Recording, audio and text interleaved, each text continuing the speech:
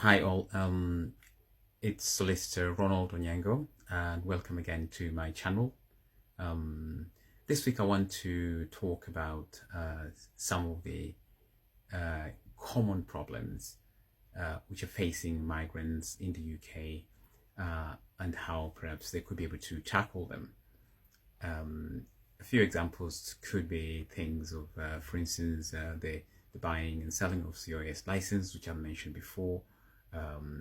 It's been in the news today um, that the government is cracking down heavily on the unscrupulous agents and agencies who are doing this, and think there is a possibility there's going to be levied accusations or charges of modern slavery, human trafficking, and money laundering. Quite serious charges if they're sustained. And I think it's a good time to just revisit this subject again and see how perhaps the people could become aware and be more careful. Some of the COS traps include people finding themselves having been given visas or COS certificates, COS licenses to travel abroad and be in the promises of being able to get jobs. Unfortunately, when they get to the UK, those jobs don't exist. And many of them are finding themselves in very difficult situations. I would just like to suggest, counsel or guide those who find themselves in those situations. It's very unfortunate, I understand. If you're not happy with an employer, you should be aware that you are at liberty to change. You can find a different employer who can give you with another COS. I know it's not easy, but that perhaps could be one of the options you have. If you choose to stay with that employer, you got to remember that you need to comply with your terms of that COS.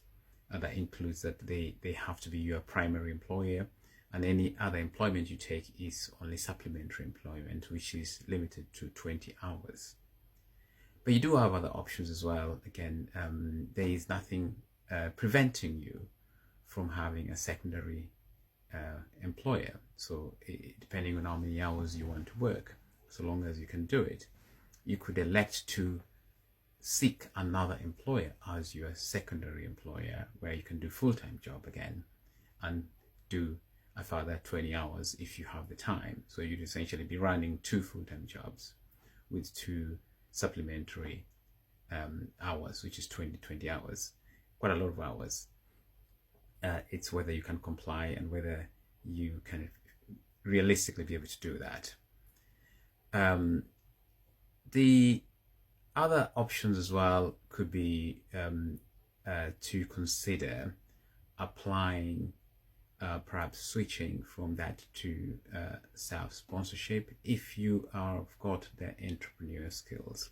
And I'm going to talk more into detail in this so that people can understand it, because a lot of people are wondering how does it work.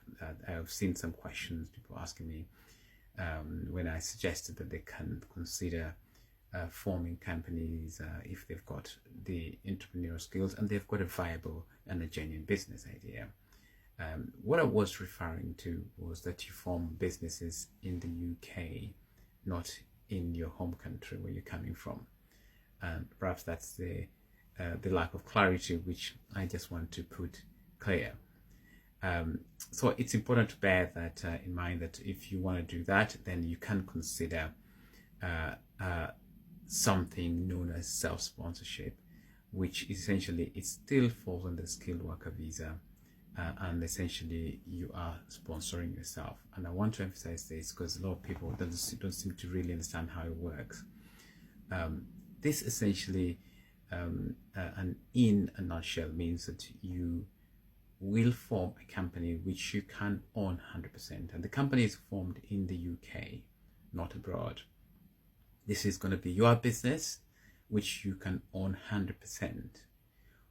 Now, this business is going to require to have a sponsorship license granted. And there is, of course, a very detailed process which this entails. and we can guide you through that. Of course, you're going to provide all the documentation. It's going to be a viable business, and we work with very many stakeholders who can be able to put for you a business plan based on your ideas, something that is sustainable, viable, and makes sense, and with a very good, with a realistic financial model that makes sense of what you're trying to achieve. Once that is done, of course, you're going to require to have a UK director who's going to be acting as a level 1 user. And of course, you require an AO, which is an authorizing officer. Again, we can guide you those steps, on what needs to be done.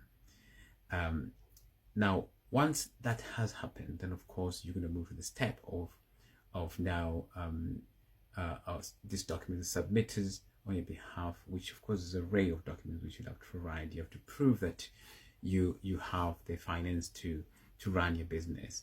The good thing that you need to know is that the Home Office does not put a minimum sale or a lower sale, a maximum or minimum amount of money which you require.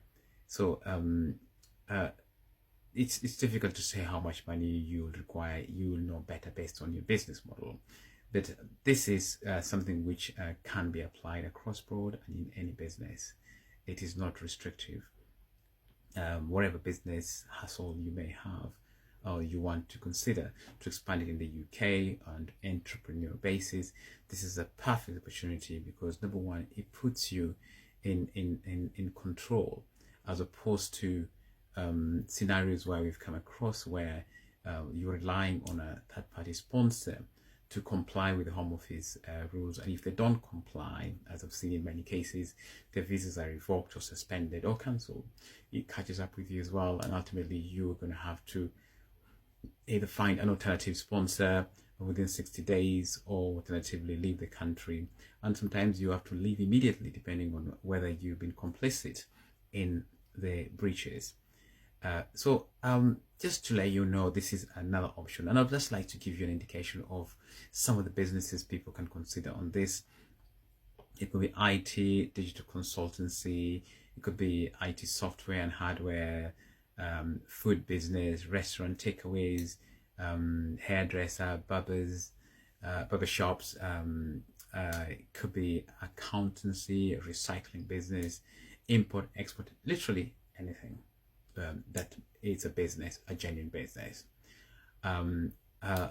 So it's important to know, whereas this is another opportunity for those who are struggling, and I know getting health and care visas is not very easy, but if you are somebody with a genuine business interest, then this is something you should consider because it puts you in control, and of course it leads to permanent residency and ultimately British citizenship, just like most of them. You have the added advantage that you are in control of it and you're not relying on another sponsor to comply for you to remain legal in the UK. The obligation is entirely on yourself and you're in fully control of it.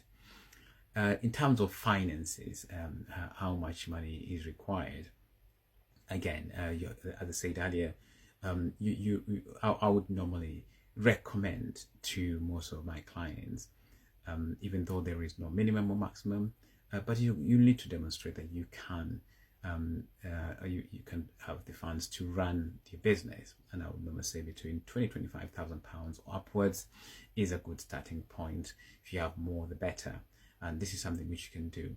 You can of course run this business, grow it, and the beauty of it is that as you're doing this business, you will be allowed to bring in your dependents. So your dependent can also come in the country and they can take any employment. They can come into the UK and take any other employment whilst you're trying to build a business, which is the primary reason why you're in the country. Of course, you can bring your family, your children, provided that they are below the 18 years old, and they remain dependent on yourself.